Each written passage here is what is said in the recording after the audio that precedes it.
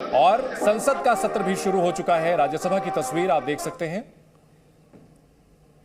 आज से मॉनसून सत्र की शुरुआत भी हुई है और चेयर पर एम वेंकैया नायडू हैं। उपराष्ट्रपति पद का चुनाव भी जल्द ही होने जा रहा है और उसके लिए आज नामांकन की प्रक्रिया शुरू हो रही है। बिल्कुल। तो ये जो चेयर है जिस पर इस वक्त एम वेंकैया नायडू हैं, राज्यसभा की ये तस्वीरें,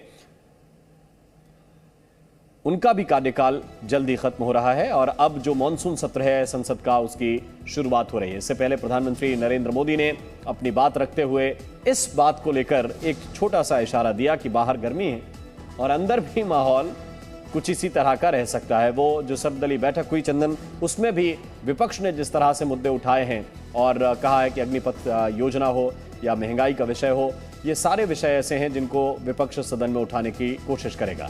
बिल्कुल, और विपक्ष ने काफी तैयारी की हुई है। ऐसा माना जा रहा है कि विपक्ष मॉनसून सत्र में सरकार को घेरने की पुरजोर कोशिश करेगा, क्योंकि इस वक्त उनके पास मुद्दों की कमी नहीं है। खासतौर पर महंगाई का मुद्दा सबसे बड़ा है। कि उत्तम संस्कार होता है। ओथ और affirmation, secretary general. Andhra Pradesh, Shri Mastan Rao बीड़ा।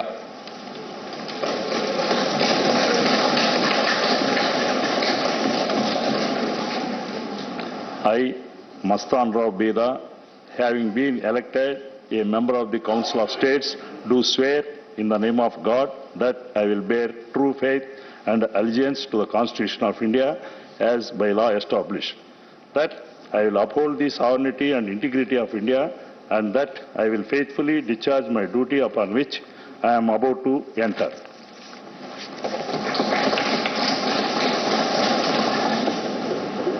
श्री वी विजय साई रेड्डी।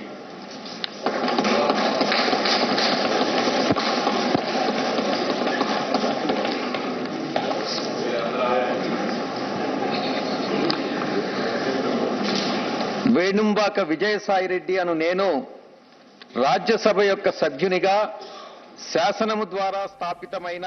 तो 5 तस्वीरें हम आपको दिखा रहे हैं। राज्यसभा में नए जो सदस्य आए हैं वो शपथ ले रहे हैं और पहले दिन राष्ट्रपति का चुनाव भी हो रहा है, लिहाजा मुकाबला यहां जोरदार चल रहा है। द्रौपदी मुर्मू बनाम यशवंत सिन्हा, कौन बनेगा महामहिम? ये तस्वीर अब से कुछ दिनों में साफ हो जाएगी, लेकिन जो आंकड़े हैं वो निश्चित तौर पर द्रौपदी मुर्मू के पक्ष में झुके हुए हैं और कई विधेयक प्रस्तावित हैं। विपक्ष सरकार को घेरने की पूरी तैयारी में है और प्रधानमंत्री ने अपने बयान में कहीं ना कहीं इसका संकेत भी दे दिया है कि बाहर बहुत गर्मी है और अंदर भी काफी गर्मी हो सकती है। रविंद्र हमारे साथ बने हुए हैं। रविंद्र, विपक्ष की कोशिश होगी कि जो सियासी तपिश है उससे सरकार को झुलसाया जाए। कौन कौन से प्रमुख मुद्दे हो सकते हैं, क्या तैयारी होगी? बिल्कुल, विपक्ष की तैयारी जाहिर सी बात है हर सत्र से पहले होती है, इस बार भी है और उनके पास जाहिर सी बात, जैसा आपने भी कहा, कई मुद्दे हैं। महंगाई है, पेट्रोल और डीजल के दाम हुए हैं, फिर आपके जो देश में जो हालात बने हैं, चाहे धार्मिक तरीके से हो, ज्ञानवापी का मसला हो या चाइना को लेकर है, जिस तरह से राहुल गांधी ने ट्वीट किया था, कांग्रेस के कई नेताओं के बयान आया था कि चाइना हमारी ज़मीन को हड़पते जा रहा। तमाम तरह के मुद्दे हैं, मुद्रास्फीति है, पैसे का गिरना है वैल्यू के डॉलर के मुकाबले में, इस तरह के मुद्दे हैं, बाढ़ के मुद्दे हैं। तो सरकार को घेरने के लिए काफ़ी कुछ है, क्योंकि आगे आने वाले दिनों में आप देखिए कि जब भी विधानसभा चुनाव होते हैं और उसके पहले कोई सत्र होता है तो पूरी तरह से धो जाता है। जिस तरह से मानसून अभी थोड़ी देर ऊपर हल्की हल्की बारिश शुरू हुई है, तो उसी तरह से मानसून सत्र भी धुल जाती अगर अपोजिशन के इतने हालात खराब नहीं होते। लेकिन चूंकि गुजरात में और हिमाचल में विधानसभा चुनाव होने वाले हैं, तो मान के चलिए कि ये सत्र पूरी तरह से हंगामेदार होगा और इसीलिए प्रधानमंत्री ने हर बार की तरह एक बार फिर अपील की है कि आज संवाद करिए, बहस करिए। सरकार हर बहस के लिए तैयार है, लेकिन वो अपील कहीं ना कहीं बेमानी हो जाती है सदन के अंदर में जाकर, जब अपोजिशन वेल में जाता है। हालांकि इस बार कई तरह की बंदिशें और हर बार इस तरह की बंदिशें लगाई जाती है कि वेल में कोई न जाए, प्ले कार्ड न दिखाए, धरना न दे, किस तरह का हंगामा न करे, लेकिन ऑपोजिशन कहता कि ये नियम है, सांसदों के ऊपर कोई लागू रविंद्र, नहीं हाल होता। के दिनों में विपक्ष कितना हमलावर है सरकार पर, यह देखने को मिला था। जो एक्सपंज्ड वर्ड्स की लिस्ट आई थी उसको लेकर के भी अच्छा खासा बवाल खड़ा किया गया था। बाद में जाकर के इसमें लोकसभा अध्यक्ष की ओर से सफाई दी गई कि कोई शब्द प्रतिबंधित नहीं किया गया और यह प्रक्रिया लंबे समय से चलती रही है। तो विपक्ष का हमलावर अंदाज वो दिख रहा है। के सबसे लंबे समय तक कार्य करने वाले प्रधानमंत्री रहे। श्री आबे भारत एवं जापान के बीच प्रगाढ़ संबंधों के प्रबल समर्थक थे। उनका मानना था कि एशिया के दोनों लोकतांत्रिक देश स्वाभाविक मित्र हैं तथा दोनों देशों के बीच संबंधों का दायरा अत्यंत व्यापक होना चाहिए। यही कारण था कि उनके नेतृत्व में भारत जापान संबंध आर्थिक साझेदारी एवं सहयोग से आगे बढ़कर एक व्यापक सामरिक साझेदारी के रूप में विकसित हुए, जिसमें औद्योगिक प्रतिस्पर्धा, निवेश संवर्धन, कौशल विकास, डिजिटल साझेदारी, रक्षा व असैन्य परमाणु सहयोग, अंतरिक्ष और साइबर सुरक्षा जैसे क्षेत्रों की एक व्यापक श्रृंखला शामिल है।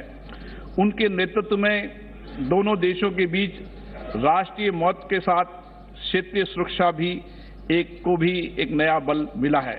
उनके मार्गदर्शन में एशिया प्रशांत क्षेत्र में क्वाड के माध्यम से क्षेत्रीय सुरक्षा फ्रेमवर्क को नया आयाम मिला है।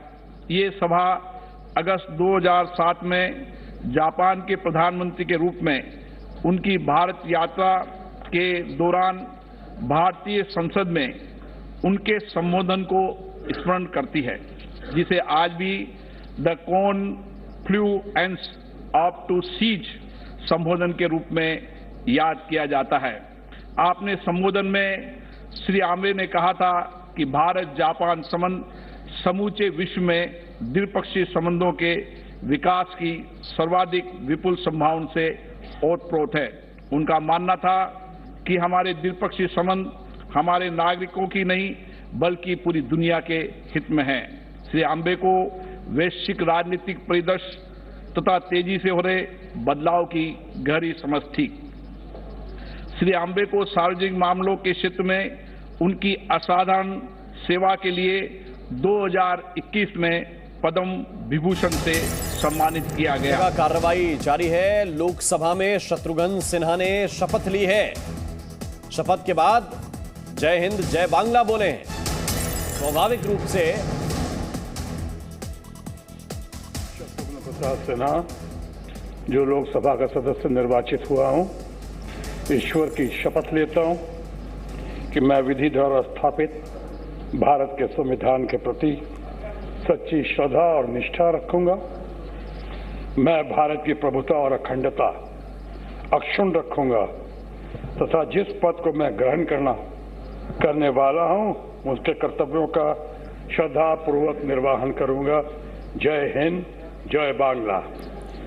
तो शत्रुघ्न सिन्हा को आपने सुना। और चंदन, जब बॉलीवुड में शुरुआत की तो प्यार से लोग इन्हें बिहारी बाबू कहते थे। बिल्कुल, बिहारी बाबू, और अब ये बंगाली बाबू भी कहे जा सकते हैं क्योंकि इन्होंने पटना साहिब सीट से लेकर आसनसोल तक का सफर तय कर लिया है और साथ ही साथ इन्होंने पार्टी के तौर पर भी बीजेपी से तृणमूल कांग्रेस का सफर तय कर लिया है, क्योंकि अब ये तृणमूल कांग्रेस की टिकट पर आसनसोल से जीते हैं और आज उन्होंने शपथ ली है। और ऐसे में आने वाले दिनों में एक बार फिर से जो शत्रुघ्न सिन्हा का अंदाज होता था, किसी समय ये बीजेपी के स्टार कैंपेनर हुआ करते थे, सिर्फ बिहार में ही नहीं बल्कि पूरे देश में इनके भाषणों की काफी डिमांड होती थी बीजेपी के नेताओं की ओर से।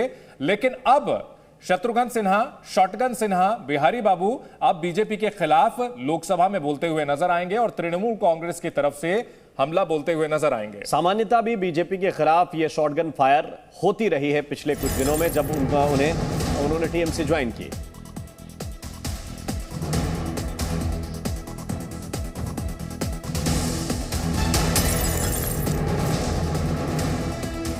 जय हिंद जय बांग्ला का नारा उन्होंने लगाया है शत्रुघ्न सिन्हा ने।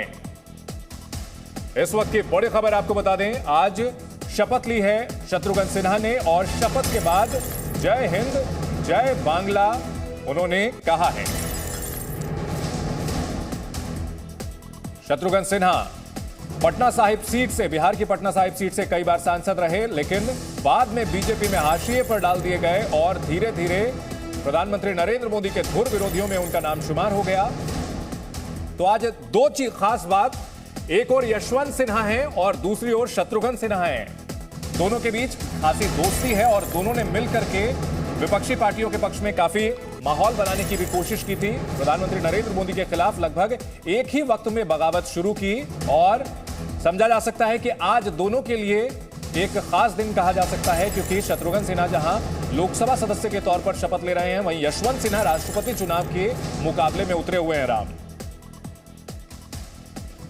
और ये तस्वीरें पूर्व प्रधानमंत्री मनमोहन सिंह वोट डालने के लिए पहुंचे हैं। और ये देखिए लोकतंत्र की खूबसूरती इसको कहिए, स्वस्थ नहीं है, व्हील चेयर पर पहुंचे हैं। बिल्कुल उम्र का असर। मनमोहन सिंह 2004 से 2014 तक प्रधानमंत्री रहे हैं। फिलहाल राजस्थान से राज्यसभा के सांसद हैं और मतदान करने के लिए पहुंचे हैं। अभी उन्होंने वोट डाला और ये अभी अभी यशवंत सिन्हा के बेटे जयंत सिन्हा ने मतदान किया। ये तस्वीर भी बेहद खास है, क्योंकि जयंत सिन्हा झारखंड के हजारीबाग से सांसद हैं बीजेपी के, और उनके पिता राष्ट्रपति चुनाव में विपक्ष के उम्मीदवार हैं। तो इतनी छूट दी गई होगी चंदन पार्टी ने कि बेटा अंतरात्मा की आवाज सुन ले, या यहां पे पार्टी लाइन बहुत महत्वपूर्ण है?